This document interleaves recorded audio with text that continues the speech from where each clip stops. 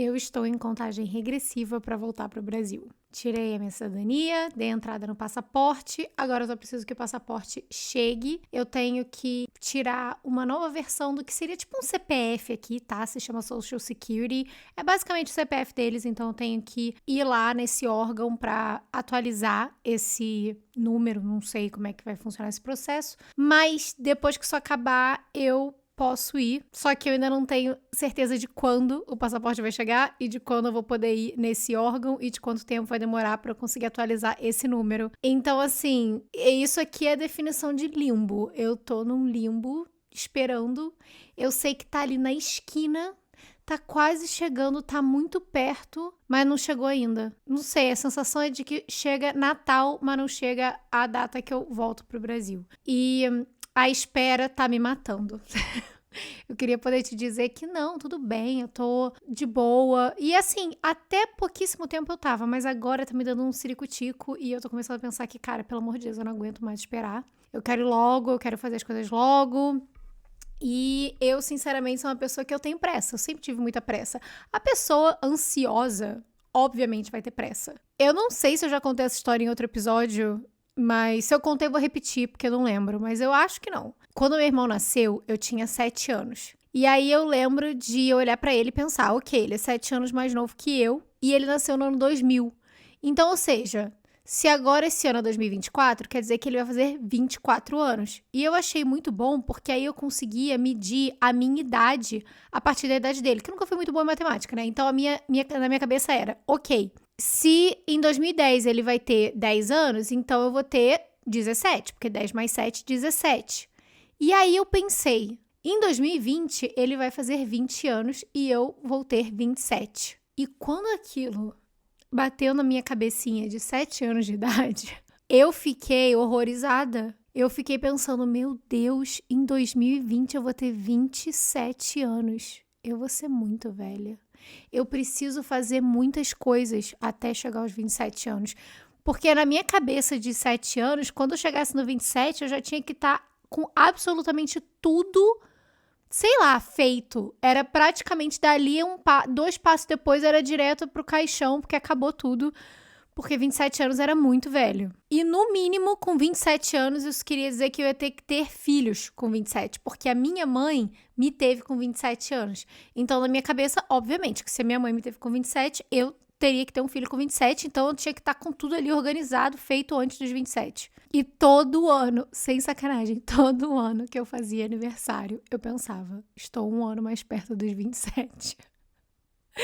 E isso se estendeu até a minha adolescência, até eu ir ali os 20, 21, todo santo ano eu pensava, meu Deus, eu tô chegando perto dos 27. Só que, obviamente, que ali já na fase dos 20, eu comecei a entender de maneira bastante brusca que não necessariamente eu precisava estar com um filho aos 27 anos. E aí, óbvio, né, 2020 chegou, estávamos no meio de uma pandemia, a última coisa que eu podia pensar na minha cabeça, na minha vida, era em ter um filho ali com 27 anos no meio do caos que estava instalado. Nada contra quem teve filhos durante a pandemia, tá tudo certo, eu só não queria isso pra mim.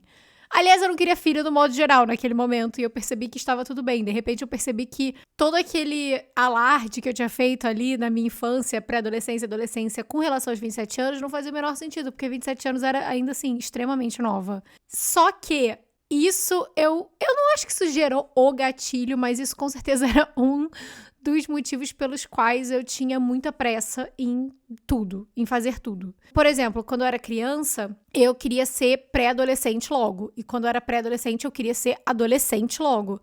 E aí, uma coisa que eu fazia muito, por exemplo, era escrever historinhas, né? Eu já falei em algum outro episódio que eu gostava de escrever histórias quando eu era criança. E todas as histórias que eu escrevia, a protagonista tinha entre 12 e 16 anos, porque eu achava aquilo, tipo, o máximo. E aí, conforme eu ia ficando mais velha ali, então, ela ficava um pouquinho mais velha, 15, 16, 17, e eu, cara, queria muito chegar nessas idades e viver aquelas experiências, e eu achava que a minha vida ia ser melhor quando eu chegasse ali naquele lugar. Quando eu cheguei na adolescência, por exemplo, era uma pressa enorme em arranjar um namorado. Só que eu também era a adolescente que cansava muito rápido dos meus relacionamentos, muito rápido. ali, desde o momento que eu beijei na boca da primeira vez, que foi ali entre os 13 e 14 anos, até o primeiro namorado, que foi realmente o primeiro namoradinho ali com 16, eu vivi vários grandes amores que duraram 3 semanas. Eu não sei o que acontecia na terceira semana que tudo que eu ficava ali vendo naquela pessoa, naquele rapaz que eu achava mágico, acabava na terceira semana e aí eu terminava, e se ele terminasse comigo eu dava graças a Deus, porque aquilo precisava acabar. Eu lembro que tinha um menino que eu era totalmente apaixonadinha, tipo, tinha o maior crush nele por, sei lá, mais de um ano. E a gente finalmente ficou numa dessas festas de 15 anos. Eu lembro que ele era do terceiro ano, então eu achei aquilo muito legal. Tipo, eu tinha 15 anos, ele tinha 17. Então, assim, praticamente um adulto, né? Ele tava quase 18, e eu pensei, meu Deus do céu, esse garoto é lindo, enfim. Eu era muito apaixonadinha nele, e por muitos anos ele não sabia nem que eu existia, e aí, de repente, aconteceu, né? 15 anos, uma festa de 15 anos, a gente ficou, começamos a sair, e ele ficou muito afim de mim, tipo, muito. E aí a gente saía no cinema, fazia coisas de, sei lá, adolescente, né? A primeira semana vivendo um sonho, a segunda semana muito feliz, na terceira semana, no início da terceira semana eu já tava tipo, não sei isso aqui. E aí, no final da terceira semana, eu terminei com ele porque eu achava que ele falava muito sobre Friends, a série Friends, eu ainda não assistia na cidade. Ai, gente, esqueci totalmente disso. Isso nem tava no script, eu não sei nem por que eu lembrei disso, eu não sei nem por que eu tô falando disso, mas enfim. Eu lembro que eu... Ai, desculpa. Nem é tão engraçado, mas é porque, pensando assim, é um pouco, né? Ele basicamente fazia muitas referências à série Friends e eu não gostava da série naquela época e eu achava aquilo um saco. E aí eu terminei com ele por causa disso, porque eu tava assim, próximo, vamos lá.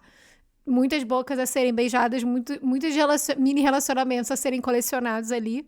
Então, do mesmo jeito que eu tinha pressa pra arranjar um namoradinho, eu tinha muita pressa pra terminar e ir pro próximo, porque eu enjoava muito rápido. Graças a Deus não tinha Tinder naquela época, nem nenhum aplicativo de rede social pra essas coisas, que você imagina só a velocidade com que eu não ia cruzar aquilo dali tudo, né? Pois é. Passou a adolescência e aí, já no ensino médio, a minha maior pressa era de sair de Petrópolis. Eu cresci em Petrópolis, que é a região serrana do estado do Rio de Janeiro, e eu detestava morar lá, detestava, porque a cidade era muito pequena, todo mundo conhece todo mundo, eu estudei em muitas escolas diferentes, isso pode até...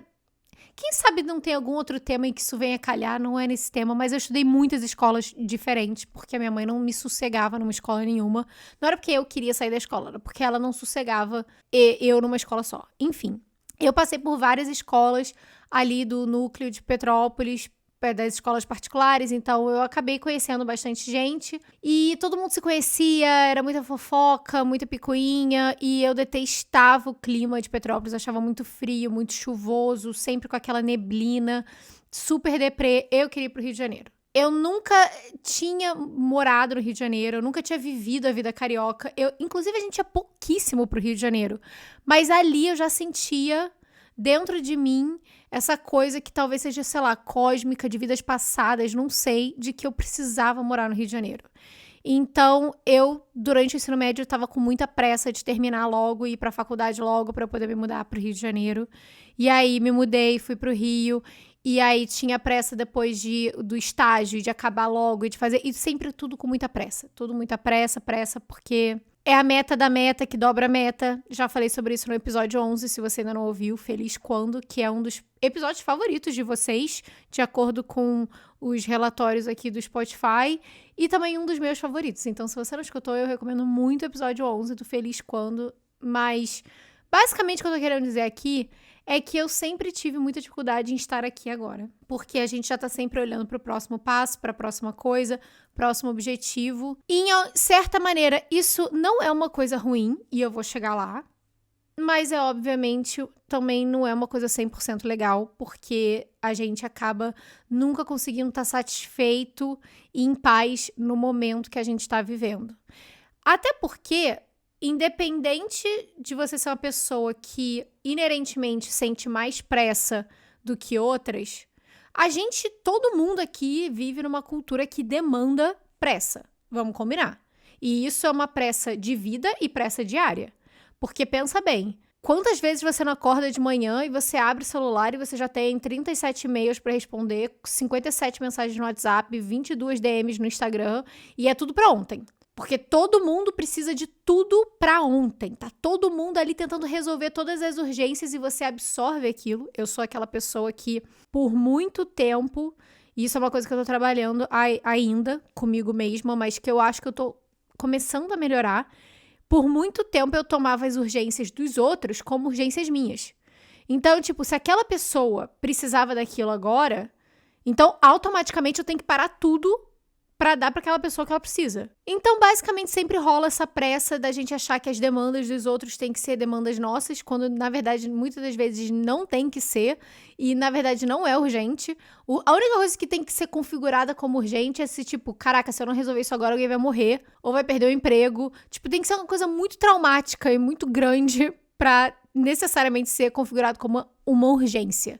Se não é nada disso, então, assim, não é urgente. Mas a gente vive dentro de uma cultura capitalista que faz com que a gente sinta essa necessidade de ter pressa. Pressa dentro da nossa rotina, pra gente conseguir fazer muitas coisas e ser muito produtivo. À medida do processo que você tá fazendo mais e produzindo mais, você também tá consumindo mais, que é o que o capitalismo quer de você. Ele quer que você seja uma máquina de produção e consumo. Você produz, o outro consome, e aí você consome o que o outro produz, enfim. Todos nós sabemos aqui a base do capitalismo. E também em questão de vida. O capitalismo demanda da gente essa pressa de vida porque ele tá sempre demandando que a gente já queira o próximo passo, porque o próximo passo sempre vai resultar em gastar mais dinheiro, em mover mais a economia. Porque, vamos pensar, você se forma na escola e você tá com pressa para sair da casa dos seus pais. Você vai ter que muito provavelmente entrar no mercado de trabalho. Bacana, o capitalismo gosta bastante disso. Aí você entra no mercado de trabalho e você começa a morar sozinho. Aí, pô, tem todas as coisas que você tem que comprar para sua casa. Aí você tem que mobiliar a casa, você tem que pagar todas as contas de luz, de gás, de internet, de aluguel. E aí você decide casar. Cara, a indústria do casamento é uma das indústrias que mais fatura no mundo inteiro. Porque aí você vai fazer uma festa. Mesmo que você fale, não, só vou fazer uma festinha aqui, vai gastar dinheiro. Vai gastar dinheiro, não tem jeito. É impressionante como um bolinho aqui, parabéns, casou, vira de repente uma conta de, no mínimo, 15 mil reais. É incrível. Então você casa, e aí você tem os gastos de casamento, aí você tem os gastos de mobiliar uma casa nova, porque aí você tá morando com uma pessoa nova. E aí depois você tem filho, e aí não preciso nem começar a ditar aqui todos os custos que envolvem ter um ser humaninho. Então, é importante para o capitalismo que você esteja seguindo esses passos, porque você tá gastando mais dinheiro e você vai ter que colocar mais horas e mais tempo e mais energia dentro da máquina capitalista de mercado de trabalho. Gente, eu não tô fazendo uma apologia ao comunismo, tá? Não precisa me cancelar, falar, ai meu Deus, essa menina aqui tá falando mal do capitalismo. Eu só tô querendo te mostrar que a nossa sociedade está configurada para que você tenha pressa. Não é só uma coisa assim, ai, nossa, eu acho que eu fico o tempo inteiro me sentindo apressada e eu fico me sentindo culpada por isso. Mais uma coisa pra gente adicionar de culpa. É porque a gente vive num mundo e no nosso país e na nossa cultura aqui ocidental, principalmente, a gente tá vivendo dentro de um sistema que demanda isso de você desde o momento que você nasce, que tá empurrando coisa ali pra você querer o tempo inteiro do momento que você aprende a engatinhar e você tá ali olhando a televisão e o que tá passando na televisão. Isso é fato. E fora que além dessa nuvem aí de pressão coletiva que a gente vive, também tem as pressões sociais mais imediatas. Por exemplo, pressão familiar, pressão dos nossos pais, que acham que a gente deveria estar fazendo tal coisa, a gente deveria estar em tal lugar. E é aquela coisa, não, pai e mãe sempre sabem o que é melhor pra você. Não sempre. Não sempre. Não. Principalmente conforme você vai ficando mais velho. Porque o que acontece? Seus pais querem o seu bem? Claro que eles querem o seu bem. Seus pais querem o seu melhor? Eles querem o seu melhor. Em grande parte dos casos. Não vou generalizar. Mas em grande parte dos casos, eles querem que você seja feliz. O problema é que os nossos pais, eles também têm expectativas sobre nós e sobre onde eles acham que a gente deveria estar, que muitas das vezes vêm de sonhos frustrados que eles mesmos não realizaram naquela idade que eles estão projetando ali em você. E muitas das vezes eles nem percebem que é isso que eles estão fazendo, não é um movimento consciente. necessariamente. Pode ser que seja, mas geralmente não é um movimento consciente. Mas existem aquelas expectativas que não são verbalizadas necessariamente, de que eles gostariam de, na sua idade, sei lá, então vamos supor que você tem 18 anos e você tá pra prestar o vestibular agora, e aí o sonho do seu pai era ter se formado em engenharia de produção. Caramba, se ele tivesse se formado em engenharia de produção, a vida seria outra. E tudo que ele queria é que você fizesse engenharia. E ele ficou a vida inteira ali na sua infância, pré-adolescência, tentando ali assoprar ali no seu ouvido que, caramba, matemática é muito legal. Não, os empregos de exatas são muito mais estáveis e etc. E você até tava indo ali na ladainha dele, até que de repente você faz 18 anos e você fala, não, quero fazer veterinária. Pode ser que o seu pai olhe e fale, sério isso? E aí ele tente dizer que, na verdade, engenharia você vai se dar melhor, o emprego é mais estável, tem mais, sei lá, é um mercado do futuro e blá, blá, blá, blá, blá, blá. E você vai estar ali quebrando um pouquinho das expectativas dele. Talvez você, por querer fazer veterinária, você demore um pouquinho mais pra passar no vestibular, e aí, de repente, ele começa a olhar pra você e dizer que você tá atrasado. Tá vendo? Se você tivesse feito engenharia, você já estaria na faculdade, mas você ainda não conseguiu passar, você já tá no 2º, 3º ano de vestibular. Porque aí, sei lá, de repente você decidiu fazer medicina. E aí você tá demorando, entre aspas, 3 anos pra passar na faculdade de medicina, e aí começa aquela pressão do pai e da mãe. Você tá perdendo tempo, você tá atrasado. Olha sua prima que já tá praticamente se formando em direito, e vocês começaram juntas ali, fizeram um colégio junto, ela já tá quase se formando e você ainda nem entrou na faculdade. E eles falam isso de um lugar, às vezes, de preocupação e de afeto, mas aquilo ali só bate na gente do tipo, caraca, é verdade, né? Eu tô super atrasada, porque você já tá pensando nisso. Você mesma já pensou nisso. Não é uma coisa, assim, novidade. Geralmente, quando alguém aponta pra você e fala, porque eu acho que isso aqui você tá um pouquinho atrasada nisso aqui. Caraca, é um serviço tão grande que a pessoa tá fazendo? Porque assim, Anjo, você acha que eu não pensei nisso antes? Óbvio que eu sei que as minhas amigas já estão se formando, ou que a outra já tá casando, ou que a outra... Você acha que eu não reparei nada disso? Esse tipo de pressão também deixa a gente nervoso, apreensivo, e só adiciona mais dessa necessidade de pressa do próximo passo e dessa sensação de que tá todo mundo indo e a gente tá estagnado, ou a gente tá atrasado, ou a gente tá, sei lá, pra trás. Menina, tava com tanta pressa pra começar esse episódio, porque eu não posso demorar, porque daqui a pouco meu marido chega aqui, aí eu preciso desligar isso tudo, que eu esqueci de me apresentar. Tá vendo o que a pressa faz? Vou me apresentar agora então, tá bom? Olá, queridos e queridas, eu sou a Lu, do Instagram e do TikTok BeHappyLu, aonde eu dou os conselhos que eu preciso escutar. Voltando ao assunto da pressa e dessa pressão de onde a gente deveria estar, isso é uma coisa que eu finalmente aceitei dentro de mim, fiz as pazes assim comigo mesma e falei, ok, você sempre vai se sentir assim. Você sempre vai sentir que você deveria estar fazendo tal coisa, deveria estar em tal lugar, independente da idade que você tenha.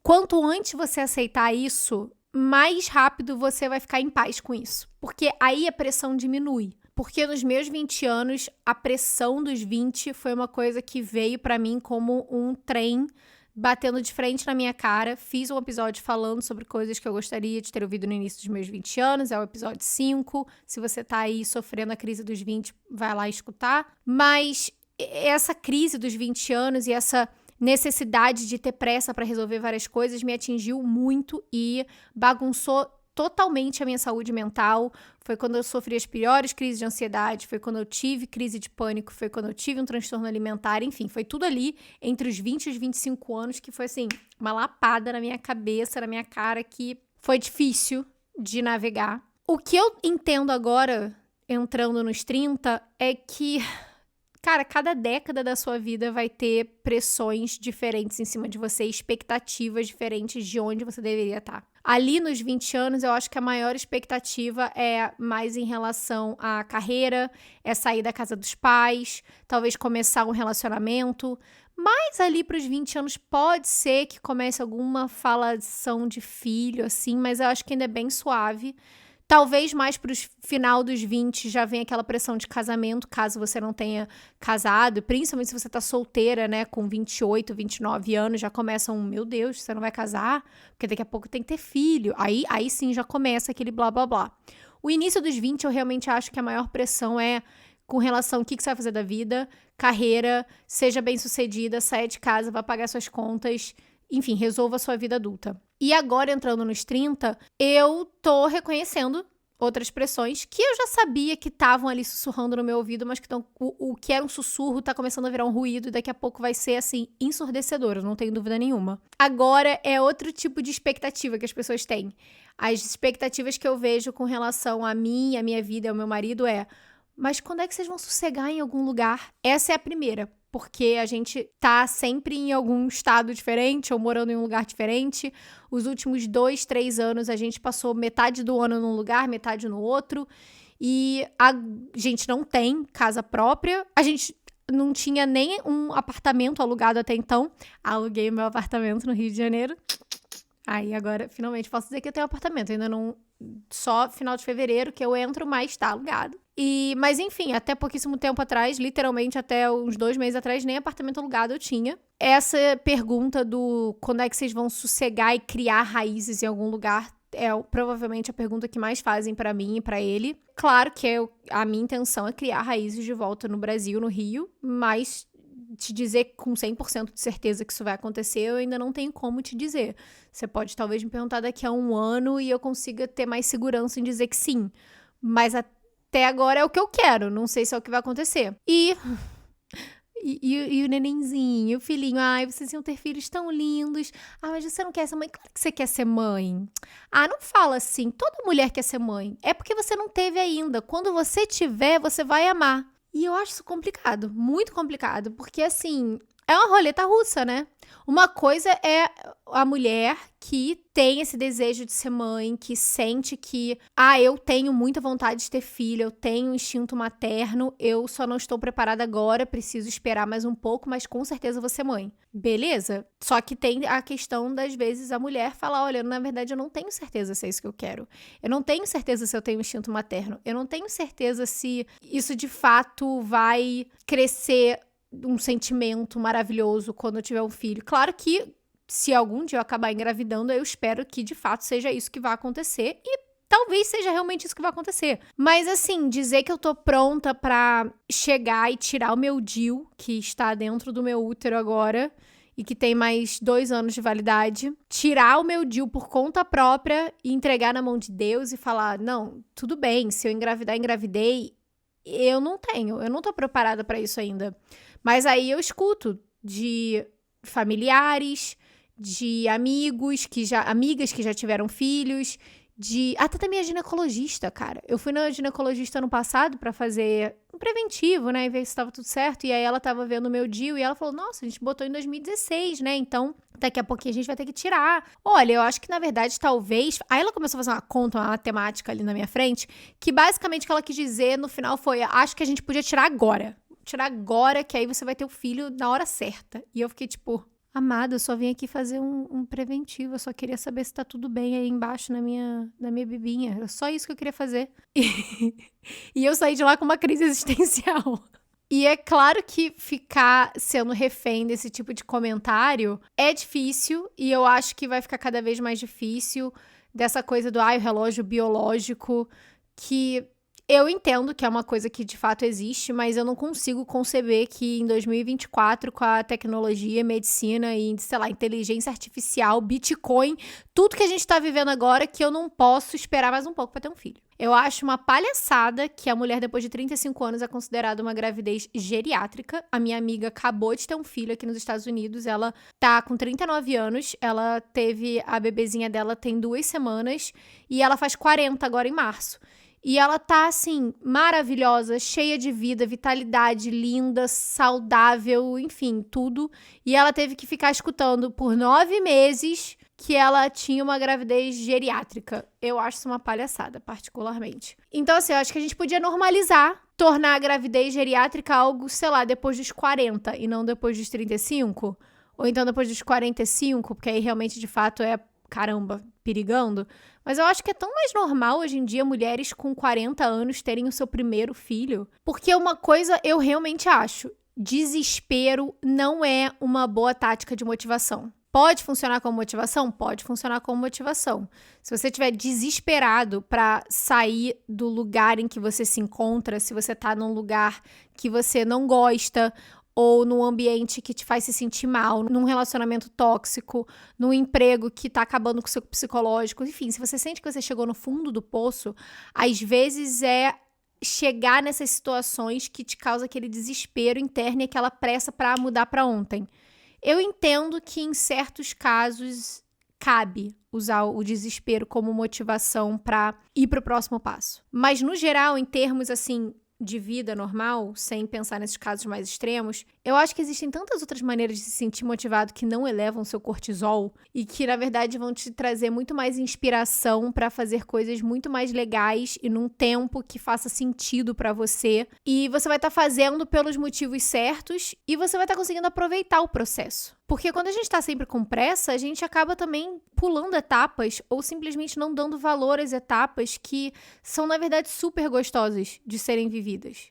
E eu sei que isso tem muito a ver com esse mundo que demanda pressa da gente, pressa de vida e pressa de rotina. Você acorda de manhã e já tem 300 milhões de mensagens para responder, aí você abre o Instagram, a blogueira, às 8 da manhã, já viveu o que você viveria num dia inteiro, sabe-se Deus como, e você se sente o tempo inteiro se comparando com as pessoas no seu núcleo ao redor ali, familiar ou de amigos, e também com a internet inteira. Porque a gente também vive em tempos de conexão de redes sociais que nos deixa exposto à realidade ou que a gente acha que é a realidade de outras pessoas 24 horas por dia. E aí você fica olhando para aquilo tudo, olhando para sua amiga que, sei lá, já tá na 3ª viagem internacional do ano e você fica tipo, como, cara? Como?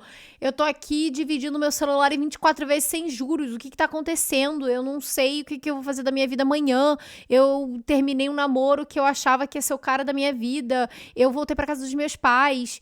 E isso traz desespero e traz pressa e traz, muitas das vezes, decisões que a gente não tomaria se a gente não tivesse tomado por essa pressão de ter pressa. Porque às vezes não é nenhuma pressa que vem da gente, não. É uma pressa que vem da pressão que a gente sente dos outros, ou que a gente acha que sente, que às vezes a gente nem tá sendo pressionado, mas a gente tem aquela mania de achar que a gente é muito importante, que as pessoas estão gastando muito tempo pensando na gente. E a gente acha que tá rolando uma pressão ali, e aí a gente, sei lá, escolhe a faculdade errada, o emprego errado, continua num relacionamento que você sabe que não tá bom, ou então começa um relacionamento sem realmente querer estar naquele relacionamento só porque você talvez devesse ter, ou então você decide que você vai engravidar porque aparentemente é a hora, já que, sei lá, né, não tem mais nada acontecendo, bora lá ter um filho. E todas aquelas decisões que no momento parecem fazer sentido, mas que na verdade elas vêm dessa pressão e dessa pressa, e que a longo prazo você olha pra trás e fala: se eu tivesse parado pra pensar um pouquinho mais, se eu tivesse tido um pouquinho mais calma, talvez eu tivesse escolhido diferente, talvez eu tivesse feito diferente, ou no mínimo, talvez eu tivesse aproveitado o processo de uma maneira muito melhor. E é claro que quando a gente tá falando de comparação, a gente também tem que pensar e levar em conta as diferenças de classe social, cor e gênero. Porque se você cresceu em um ambiente menos vantajoso pra você, comparado a talvez, sei lá, uma menina branca de Zona Sul, comparado a mim, tudo bem, não tem problema, vou comparar a mim. Eu tive alguns traumas de infância, alguns traumas ali de adolescência, coisas que eu tive que passar e superar e que em alguns momentos, claro, atrasaram, entre aspas, um pouquinho o meu processo. Mas de modo geral, assim, em termos de sociedade, eu tava voando. E eu não vou mentir, eu não vou ser hipócrita aqui de falar que não é verdade, porque é verdade. Se você cresceu na periferia, se você cresceu numa favela, se você é uma pessoa preta, se você teve um núcleo familiar que não foi o mais saudável, ou seja, talvez você seja filha de mãe solteira, talvez o seu pai nunca tenha estado presente, ou talvez ele estava presente, mas eles brigavam tanto o tempo inteiro que aquilo te impactava muito durante o seu crescimento. Tudo isso, com certeza, torna essa corrida completamente desleal. Então, eu tô falando aqui em parte de meritocracia. Eu acho que falar de meritocracia, principalmente num país como o Brasil, é estúpido. Tomara que isso não vá parar no Twitter, gente. Não tô querendo ser cancelada. Mas eu acho que é porque é óbvio que, dependendo do contexto em que você cresce e ao tipo de estresse que você é exposto ali durante a sua primeira infância, adolescência, aquilo também vai gerar mais atraso quando você começar do que numa pessoa que não teve que passar por isso, que teve o suporte emocional, psicológico que precisava, que não tá perdendo tempo, entre aspas, agora, tendo que entender todas essas coisas e atender essas necessidades que não foram atendidas lá atrás. Claro que pessoas que nasceram em famílias com mais dinheiro ou com mais recursos em termos econômicos também pode passar por isso. Como eu falei, eu também passei por todo o meu processo. Os meus anos de transtorno alimentar, com certeza, de alguma maneira, atrasaram o meu processo de maturidade na vida adulta. Todo mundo vai passar por alguma coisa nesse sentido, só que alguns passam muito mais do que outros. Então, se você cresceu num ambiente problemático e traumático, isso vai impactar no quão rápido ou no quão devagar você consegue algo. As escolhas e as prioridades que você teve em determinados momentos da sua vida também vão trazer esse impacto. No meu caso, meu transtorno alimentar, com certeza impactou, de certa maneira, o meu crescimento profissional e também de relação comigo mesma, de autoconfiança e de autocompaixão, porque eu tava totalmente focada e perdendo meu tempo ali, naquele problema, e aí depois eu tive que gastar o meu tempo revertendo aquele problema para depois sim ter energia para começar a mover os meus pauzinhos para, sei lá, começar a minha empresa, por exemplo. Mas independente do contexto em que você cresceu, do contexto em que você se encontra agora, das escolhas que você fez em determinados momentos da sua vida, que mudaram o rumo de um jeito ou de outro, não importa. Você pode ter tomado todas as decisões perfeitas e ter feito tudo de acordo com o que você deveria ter feito, o que você acha que você deveria ter feito nas idades, não importa. Você tá se sentindo perdido. Certeza que você tá ali pensando que você precisa andar mais rápido, fazer mais rápido, conquistar mais rápido, porque você tá atrasada. Todo mundo acha que tá atrasado. É impressionante. Eu acho que eu tô atrasada. Em algumas áreas mais do que outras. Tem áreas que eu acho que agora eu finalmente cheguei lá, mas eu poderia ter chegado antes. E não interessa se você tem 20 e tantos anos, 30 e tantos anos, 40 e tantos anos. É impressionante como a gente sempre consegue se convencer de que a gente tá atrasado, porque a gente tá sempre olhando pra grama do vizinho, a gente tá sempre olhando pra grama sintética de internet, que a gente acha que é a realidade, porque o fato é que a gente tá olhando o que a pessoa deixa que a gente veja. O que você vê na minha vida, se você me acompanha no Instagram, no TikTok, é o que eu deixo você ver. Você não vê nenhuma hora do meu dia. A verdade é essa. Você não vê nenhuma hora do meu dia.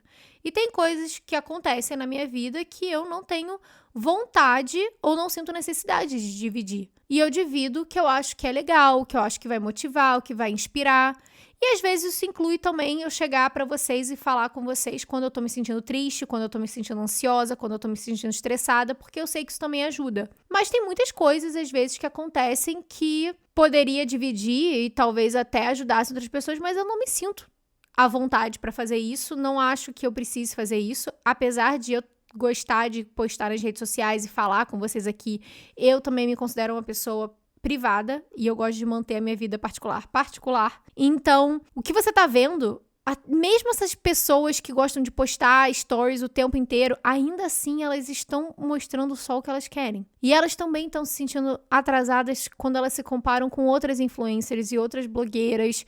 Ainda mais esse mundo que é super cheio de ego. Então, com certeza acontece bastante, pode ter certeza. O mundo de criadores digitais, infelizmente, poderia ser muito mais unido do que é de fato, porque existe muito ego e muita comparação e muito... a gente até poderia ser amiga, porque eu consigo ver que nós temos muitas coisas parecidas, mas melhor não, né? Porque eu quero manter o meu sucesso aqui. Eu sinto isso dentro desse mercado e, enfim, né? Paciência. Todo mercado que você se insere, porque bem ou mal o mercado de influencer e de criadores de conteúdo também é um mercado de trabalho e sempre vai ter o lado bom e o lado ruim. Pra mim, o lado bom supera o lado ruim, mas eu não sei nem por que eu entrei nessa tangente aqui, não tem nada a ver com o assunto. O que eu quero dizer é que esse sentimento de se sentir atrasado e de ter pressa, infelizmente ou felizmente, é uma coisa totalmente compartilhada. Todo mundo tá passando por isso em algum momento, em alguma medida. Enquanto você não fizer as pazes com isso e aceitar que você vai ter que viver e você vai ter que ser legal com você mesma e você vai ter que ter um pouco mais de calma, apesar disso, eu sei que é difícil, mas vai ser necessário se você quiser simplesmente conseguir aproveitar mais a sua vida. Porque senão você vai estar com essa sensação de que você está correndo uma maratona até o dia que você morrer. Por mais que eu esteja muito animada para correr uma maratona em junho desse ano, eu não estaria feliz se eu tivesse que correr uma maratona todos os dias da minha vida. Com certeza não, porque ia ser muito sofrido, ia demandar muita energia e eu ia terminar todos os dias ainda assim me sentindo exausta e atrasada. Fora que quando a gente tá com pressa o tempo inteiro pra gente chegar ali no destino final, a gente acaba queimando a largada, pulando etapas, não aproveitando partes do processo que são tão gostosinhas. Quer ver uma, por exemplo? Toda vez que eu abro uma caixinha de perguntas no Instagram, vem algumas perguntas sobre conselhos amorosos, do tipo, a gente começou a ficar e eu tô muito afim dele e eu sei que ele também tá afim de mim, mas eu quero saber pra onde que isso vai.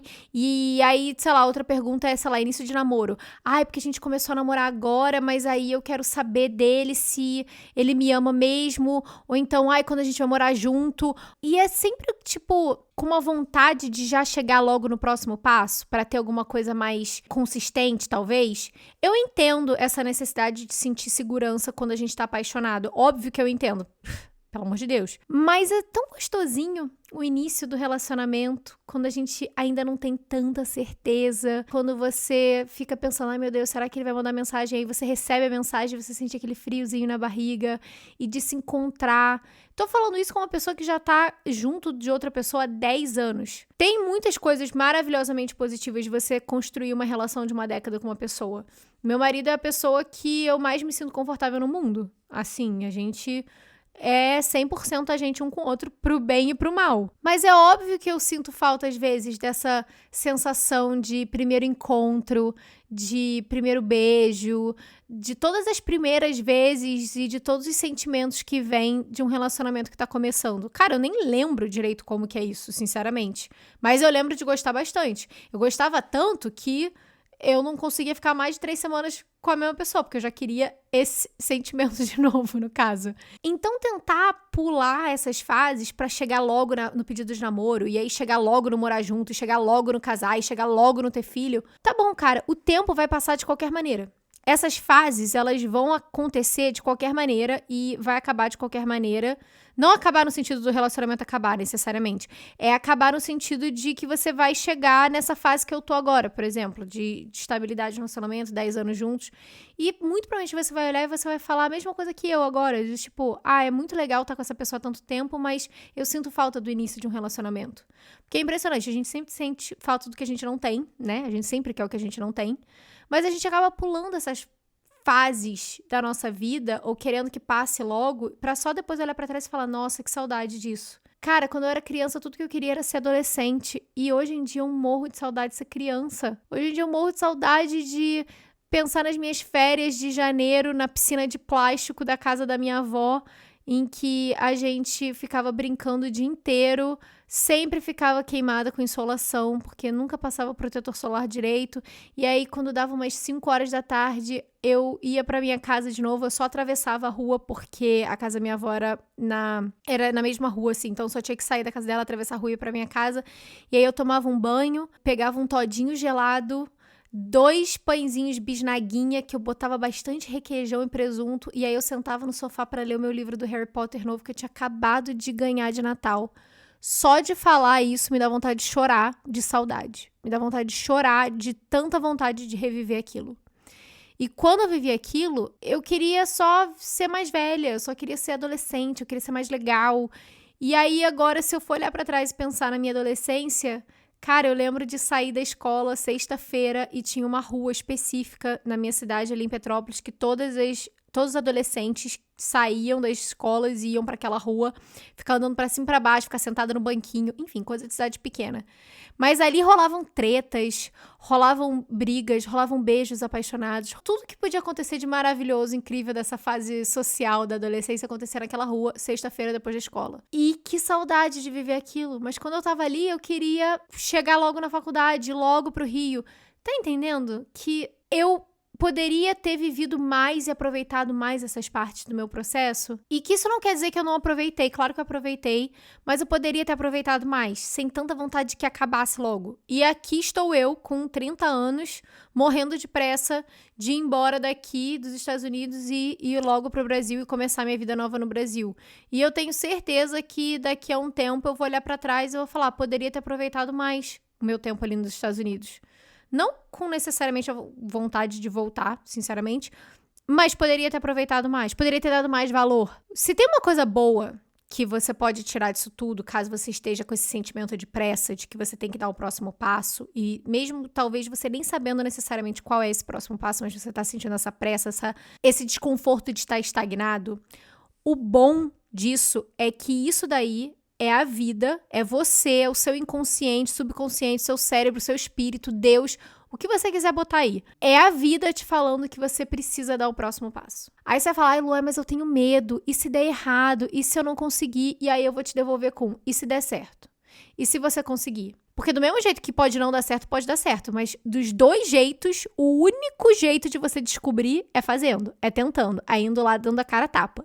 Porque de resto, se você não fizer isso, você realmente vai ficar o resto da vida pensando, ai, o que poderia ter acontecido se eu tivesse tentado tal coisa. Então, se você tá com esse sentimento de estagnação e você sente que você poderia estar fazendo outra coisa, ou talvez em outro lugar, ou vivendo outro momento, toma isso como motivação para finalmente criar coragem e viver essa próxima realidade que você queira viver. Como eu falei no episódio da autoconfiança, para você ser a versão que você quer ser, você vai ter que fingir ser essa versão até você chegar lá. Se você tá sentindo essa sensação de estagnação, porque você sabe que você precisa dar o próximo passo, isso é a vida te falando que você está pronta para dar o próximo passo, sim, mesmo você achando que você não tá pronta. Você acha que você não tá pronta porque a sua autossabotagem, a sua ansiedade tá mentindo para você.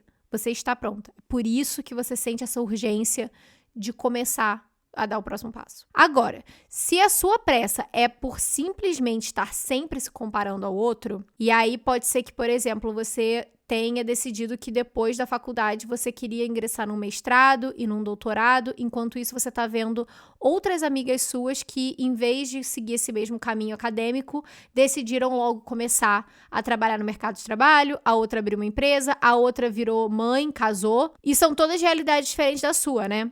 Aí você tá olhando pra todas elas e você tá se sentindo atrasada em relação à vida de todas elas, mas você percebe que, do mesmo jeito que dois corpos não ocupam o mesmo lugar, não tem como duas pessoas na vida seguirem exatamente o mesmo caminho, porque escolhas diferentes trazem resultados diferentes. Você escolheu seguir essa vida acadêmica. Talvez você esteja fazendo um mestrado fora.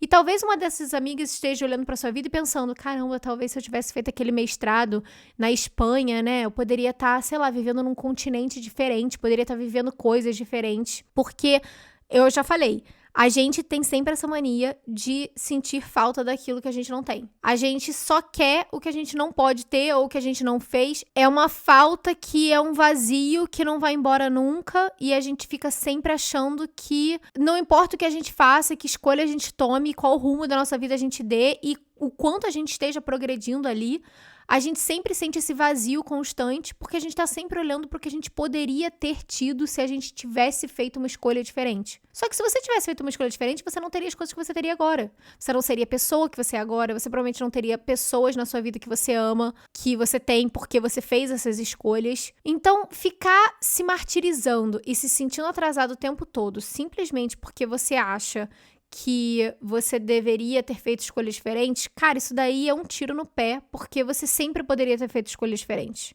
Toda escolha é uma renúncia. A única escolha possível que é ruim, claro que às vezes a gente faz umas escolhas meio cagadas, mas no geral, o único lado ruim possível em relação a escolhas é quando a gente não escolhe, porque aí a gente abre espaço pra vida ou pro outro escolher pra gente. Porque aí sim a gente cai em realidades que a gente não gostaria de estar, simplesmente porque não foi a gente que se colocou ali. A gente não escolheu, a gente simplesmente ficou ali, passiva, deixando as coisas acontecerem.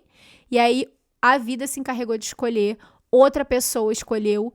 E aí sim é quando a gente tá entrando num território perigoso do tipo, eu não me reconheço dentro dessa vida porque eu não fiz essas escolhas pra estar aqui. Agora, como que a gente pode frear um pouquinho essa necessidade de pressa que a gente tem e essa sensação de que a gente tá sempre atrasado? Como que a gente pode sossegar um pouquinho essa voz para ter um pouquinho mais de calma e conseguir aproveitar um pouco mais esse processo e conseguir entender que você não está atrasada? Vou começar com o óbvio que parece ser chato, mas é focar no presente. De fato, passado já foi, não tem como você ficar olhando pra trás e falando, ai, mas e se eu tivesse feito isso aqui diferente? E se eu tiver...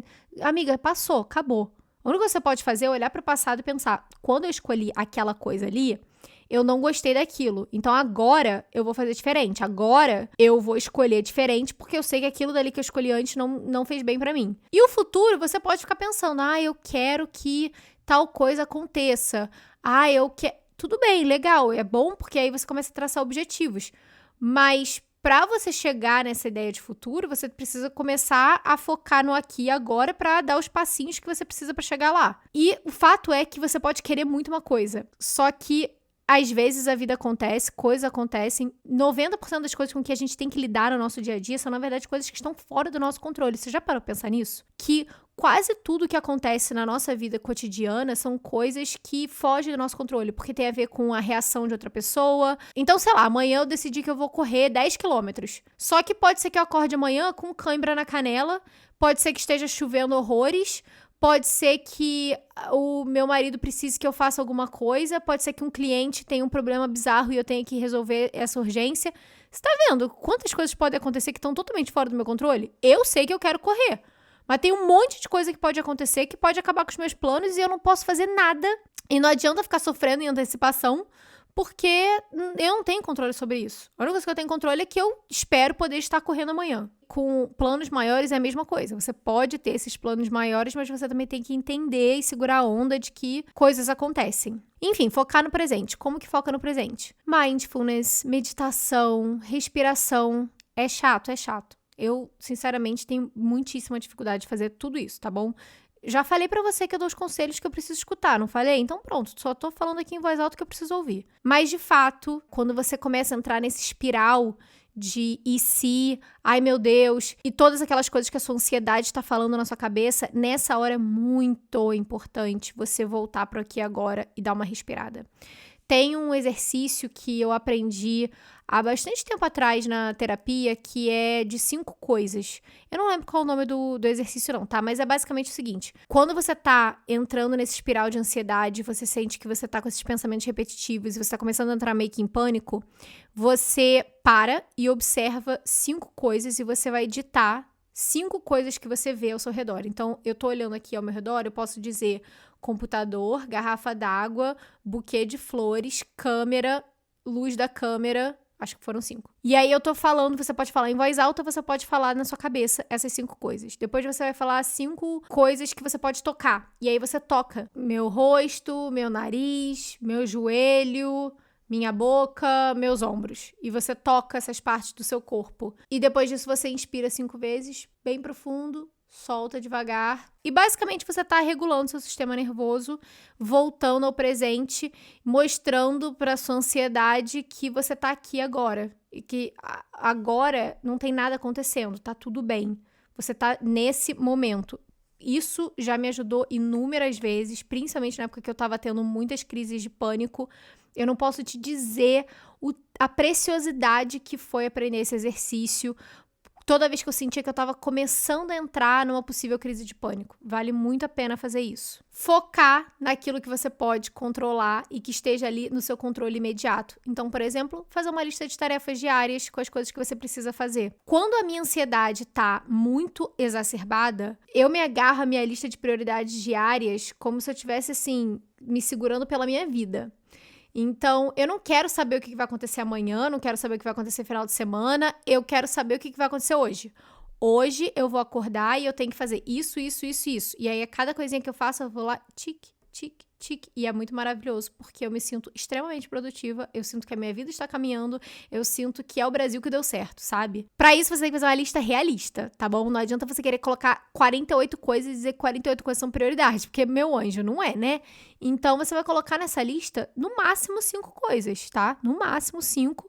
E você vai botar 5 se elas forem coisas que dê pra fazer. Hoje, por exemplo, na minha lista de prioridades, eu tinha 3 coisas. O podcast é uma delas. Eu já fiz a primeira, Tô fazendo agora segunda, depois disso eu tenho mais uma coisa pra fazer, e aí pra mim sextou, porque é sexta-feira enquanto estou gravando esse podcast. Então isso ajuda muito, porque você tira o seu foco, a sua atenção das coisas que você não pode controlar, porque você não sabe do dia de amanhã, mas você consegue controlar o que tá aqui na sua frente agora. Isso te dá um sentimento de maior confiança e segurança e autonomia. Outra coisa que ajuda muito é não cortar caminho. Se você quer uma coisa, você vai ter que passar por todas as etapas para chegar lá. E quanto mais você conseguir enxergar essas etapas como partes bacanas do processo, melhor vai ser para você. Não é esperar por motivação. Nesse caso, disciplina é muito importante. Toda vez que me perguntam, ai Lu, como é que você tem motivação pra, sei lá, malhar todo dia? Primeiro que eu não malho todo dia, tá? Já quero quebrar essa fake news aqui pra vocês que eu não malho todo dia, só parece. Mas nos dias que eu vou na academia, primeiro que virou um hábito, e depois que as coisas viram um hábito, na verdade o difícil é não fazer. Eu tenho mais dificuldade em não fazer uma atividade física do que em fazer uma atividade física. E isso é outra coisa muito legal de você ter disciplina e insistir num hábito. Mas mesmo assim, nos dias que, por exemplo, eu não quero ir, que eu não tô com motivação, que eu não tô afim, e eu vou porque tem que ser feito. Eu vou porque eu sei que isso é importante pra mim, pra minha sanidade, pra tornar o meu dia mais produtivo, pra que eu me sinta mais produtiva. Você não tem que gostar de todas as coisas que você faz todos os dias. Por exemplo, você escova os dentes todos os dias. Eu espero que você escove os dentes todos os dias. Você tem vontade, tipo, caraca, eu amo muito escovar meus dentes 3 vezes por dia, todos os dias. Nossa, todas as vezes eu tô muito afim. Não, mas você vai escovar os dentes no mínimo 2 vezes por dia, de manhã e à noite, né? No mínimo, de manhã e à noite. Independente de estar com vontade ou não. Você simplesmente vai no automático porque você sabe que você tem que fazer aquilo. Você vai tomar banho todos os dias, às vezes tá frio pra caramba, você tá tipo enrolando. Ai meu Deus, tá muito frio, não quero entrar no chuveiro, ter que tirar a roupa. Mas você vai mesmo assim, porque você tem que tomar banho. Olha que coisa. É a mesma coisa para as outras coisas da sua vida, porque você sabe que são hábitos que você precisa criar pra conseguir continuar caminhando. E não necessariamente correndo até chegar ali na sua meta, mas caminhando até chegar na sua meta. O que me leva a voltar pro que eu falei de que não dá pra cortar caminho, não dá pra pular etapas. Se você quer começar a correr amanhã, primeiro você vai ter que caminhar. Você vai ter que caminhar, você vai ter que criar constância em passinhos de caminhada, e depois você corre e caminha, e depois você começa a correr bem devagarinho, aí você vai aumentando um pouquinho a velocidade, aí de repente você corre 500 metros, depois você corre 1, e demora. O processo demora. As melhores coisas da vida geralmente demoram um pouco, porque se você for parar pra pensar, há quantos anos você não tá se auto-sabotando e fazendo coisas que você não deveria estar fazendo, ou dando prioridade pra coisas que você não deveria estar dando prioridade, pessoas que não deveriam estar merecendo a sua energia, ou simplesmente colocando de lado os seus sonhos e as coisas que você precisa fazer pra alcançar esses sonhos. Quantos anos de auto-sabotagem não te trouxeram até aqui? Provavelmente vão demorar também alguns aninhos aí pra você reverter esse processo. Só que se você não começar hoje, daqui a um ano você vai estar pensando a mesma coisa de hoje. Tipo, putz, e se eu tivesse começado um ano atrás? E aí você vai ter que reavaliar se vale a pena, se cabe continuar empurrando com a barriga uma coisa que você quer por mais um ano, dando mais desculpas, só porque você, sei lá, tá com medo do processo ou porque você acha que vai demorar. Sabe o que vai demorar? Vai demorar se você nunca começar. Realmente, aí vai demorar pra sempre. Nunca vai acontecer. Porque de resto, e daí que demorou 2 anos? E daí que demorou 5 anos? Quando você chegar lá, não vai importar. Sério, não vai importar. Porque você pode olhar pra mim e pensar, nossa, a Lu conquistou tudo isso e tudo mais. Mas pra mim, eu que vivi todas as partes do processo e todos os passos pra frente e pra trás que eu dei, eu olho pra trás e penso que, cara, foram 30 anos pra eu chegar aqui. E não tô nem perto de ter concretizado tudo que eu ainda quero concretizar nessa vida. Eu ainda tenho muitos outros sonhos e metas. Então eu não cheguei na linha de chegada final. Eu nunca vou chegar na linha final de chegada. Só quando eu realmente partir dessa pra melhor. Então não adianta você ficar querendo se comparar comigo, com a sua amiga, com a sua prima. Cara, a vida é sua. Vai fazer o que você tem vontade de fazer. Ai, Lu, eu tenho vontade de sair da casa dos meus pais, mas eu fico com medo. Amiga, a vida adulta é isso. A vida adulta é a gente tudo apavorado, fazendo o que tem que fazer, fingindo que não tá apavorado. Ser adulto é só isso. Então, pode ser que demore. Mas eu juro pra você que quando você alcança aquilo, você não consegue nem pensar no tanto que demorou. Se eu for parar pra pensar que da época em que eu sonhava em morar no Rio pra hoje, que é quando eu vou começar a viver essa realidade, foram mais ou menos 11 anos. Foram 11 anos. Você fala, caraca, 11 anos, muito tempo. Realmente, 11 anos. Mas, gente, passou muito rápido. Passou tão rápido que parece que foi ontem. Não deixa a pressa que você tem em ter pressa, na verdade, te desmotivar de dar o próximo passo que você precisa dar pra chegar lá. Porque isso acontece também. Vou falar de novo devagar pra você entender. Não deixa a pressa de sentir pressa te desmotivar e te sabotar de fato dar o próximo passo que você precisa dar pra chegar ali onde você quer chegar. Nossa, hablei, hein? Esse aqui eu hablei, caraca. Mandei benzão. O que me leva ao ponto final, tá? Talvez você não esteja se dando tanto crédito. Você tá aí morrendo de pressa pra fazer tal coisa, conquistar tal coisa e ter tal coisa e ser tal coisa, e você não tá dando crédito nenhum à pessoa que você é hoje. Porque eu tenho certeza absoluta que se você olhar pra quem você é agora e a sua vida agora, e você olhar quem você era 2, 5 anos atrás, você vai ver muitas coisas, tanto internas quanto externas, que avançaram absurdamente. E você melhorou, você fez progresso, você tem orgulho, você conquistou coisas que há 5 anos eram um sonho que agora você tem, você olha e você nem reconhece mais aquilo como um sonho, então você não liga, você acha que é bobeira, que nem é tão importante assim. Se dar mais crédito é muito importante e vai te trazer mais calma para você conseguir passar por esses processos com um pouquinho mais de atenção, de acolhimento e curtindo mais o processo. Antes da gente terminar esse episódio, porque o meu marido chegou e ele tá do lado de fora, coitado, com uma roupa de ciclismo que eu sei que é super desconfortável, então a gente vai acabar esse episódio. Eu quero que você pegue o seu caderno, a sua caneta e um cafezinho e anote a seguinte pergunta para responder aí no seu tempo. O quanto você já cresceu comparado a onde você estava 2 anos atrás? Pode ser coisas internas, pode ser que você hoje em dia se sinta mais segura ou que você se sinta mais extrovertida, mais aberta. Podem ser coisas externas, talvez você tenha se formado, talvez você tenha começado a trabalhar, talvez você tenha saído da casa dos seus pais, talvez você tenha começado ou terminado um relacionamento. Talvez escreva conversando com a pessoa que você era 2 anos atrás. Escreve do tipo, querida fulana, querida amiga, lembra que você queria muito tal coisa? Então, menina, não é que agora a gente tem essa coisa? E, cara, lembra que a gente tava sofrendo por causa daquele carinha? Nossa, um idiota. Graças a Deus a gente terminou, se livrou daquilo, porque, na verdade, agora a gente tá namorando fulano e ele é muito legal. Sei lá, cara, faz uma carta pra você de 2 anos atrás contando todas as novidades como se você estivesse falando com uma amiga que você não fala há 2 anos. Porque eu sei que você vai, no final disso, perceber que você já caminhou muito mais do que você se dá crédito. É isso. Eu espero que você tenha gostado. Espero que você tenha ouvido esse episódio com calma. Se você tiver com pressa pro próximo compromisso, eu te entendo. Espero que você divida esse episódio com as suas amigas para piramidar esse podcast.